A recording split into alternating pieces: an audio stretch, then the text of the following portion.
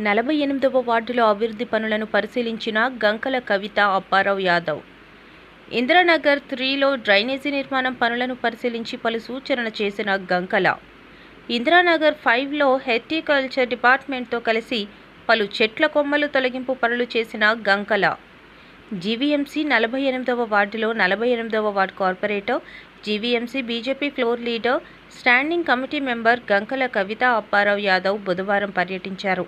ఈ సందర్భంగా వార్డులో జరుగుతున్న పలు అభివృద్ధి పనులను పరిశీలించారు. ఇందిరానగర్ 3లో జరుగుతున్న డ్రైనేజీ నిర్మాణం పనులను పరిశీలించి పలు సూచనలు చేశారు.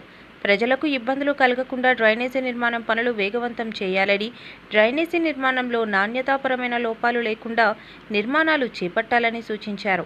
అనంతరం ఇందిరానగర్ 5లో హార్టికల్చర్ డిపార్ట్మెంట్తో కలిసి పలు చెట్ల కొమ్మలు తొలగింపు పనులు చేపట్టారు.